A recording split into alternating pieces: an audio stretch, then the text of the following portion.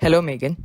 I'm Akash Balaji, and my group members are Shalvi, Rahul, and Shruti, and we are going to present on the topic Idle No More movement.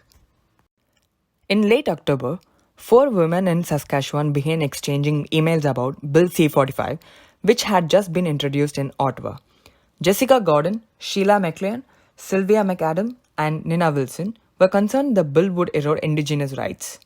They decided to organize an event in Saskatoon set for November 10th, and to help spread the word, they turned to Facebook. They chose to call the page Idle No More as a motivational slogan. A week after that small meeting, there were events in Regina, Prince Albert, and North Battleford, Saskatoon, and Winnipeg. A movement was born. Exactly 1 month after that first meeting, Idle No More held a national day of action in locations across the country. Issues and activism.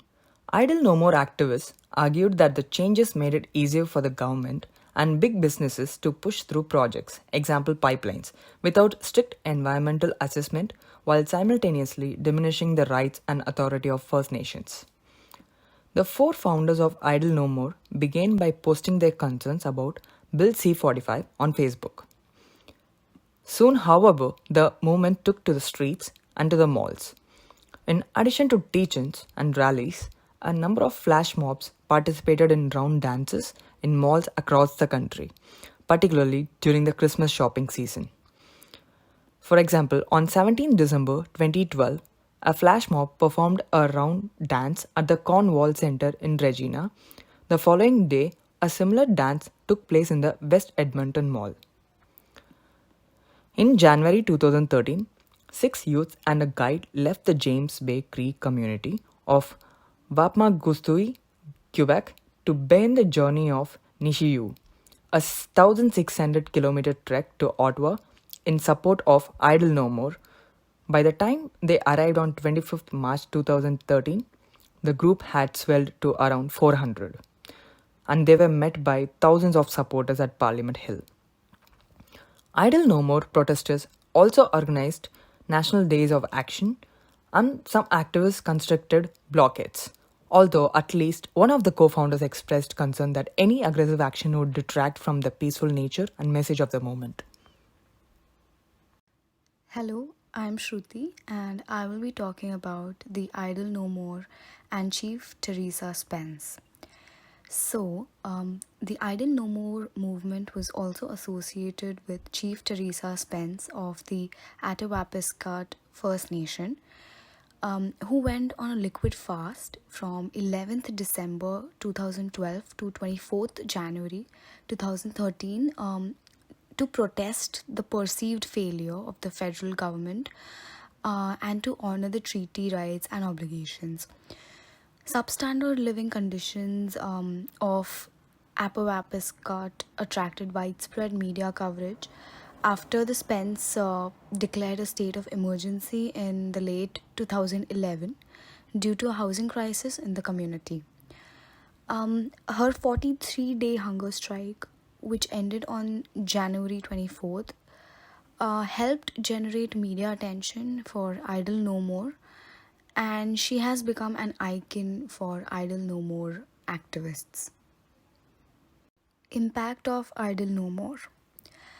The Idle No More movement attracted supporters from Indigenous as well as non-Indigenous communities in Canada and internationally, with rallies and round dances held not only in Canada but also in the United States and overseas.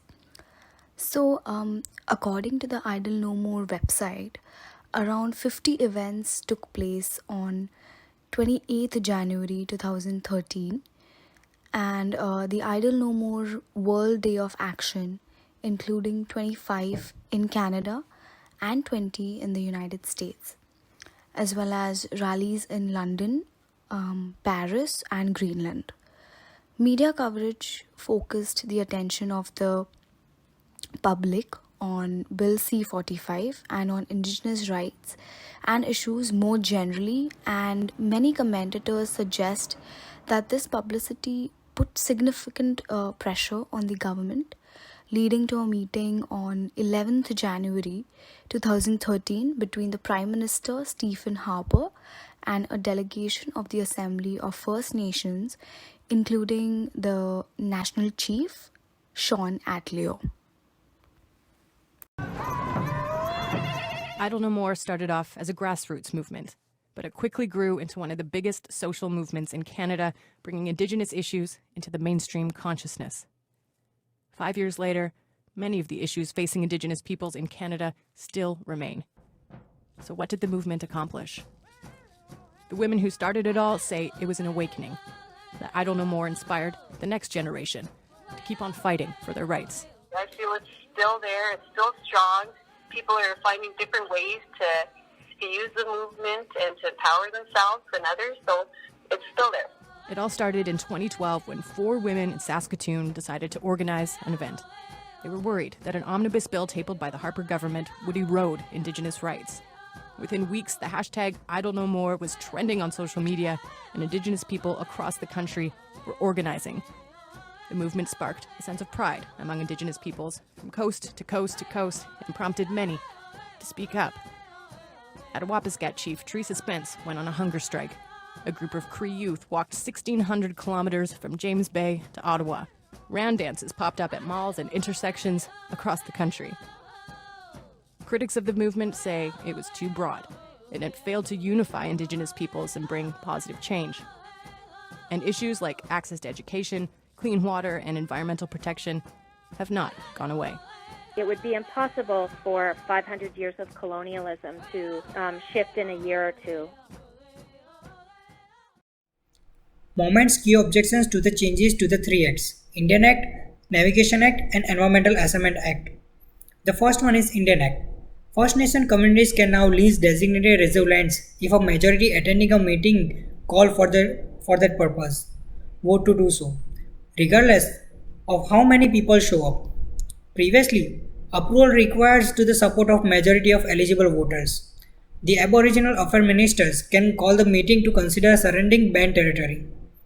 The minister can choose to ignore a resolution from the banned council that is an opposition to a decision at the meeting. Idle No More says these changes allow for easier opening of treaty lands and territory. The second one is Navigation Act. Navigation Act.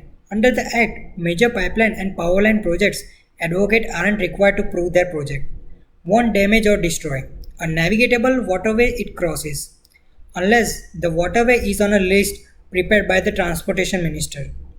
Idle No More claims that amendments remove that protection for 99.9% of lakes and rivers in Canada. So in this slide, we'll talk about the Environmental Assessment Act. So the first omnibus budget bill, it had already overhauled the assessment process, and the second one reduced further number of projects that would require the assessment under the old provisions. So Idle No More movement, it objects to the faster approval process. The activists of Idle No More movement, they argued that the changes made it easier for the government and big business to push through the projects and without any strict environmental assessment, and also diminishing the rights and authority of the First Nations. In this slide, we'll talk more about the Assembly of First Nations and the Idle No More movement. The movement is grassroots. According to Gordo, he said that it was all it was all volunteer and they had no finances. It has been compared to the Occupy movement that began in 2011. So there is no formal connection between the AFN, which represents the First Nation citizens in Canada, and Idle No More movement. The AFN National Chief Sean Atleo has publicly expressed support for the Idle No More movement. On January 3rd, Atleo said in a media press release that through the Idle No More movement, we have seen a tremendous outpouring of energy, pride, and determination by our people in the recent weeks. He then added that this level of citizen and community engagement is absolutely essential to achieve the changes that we all want.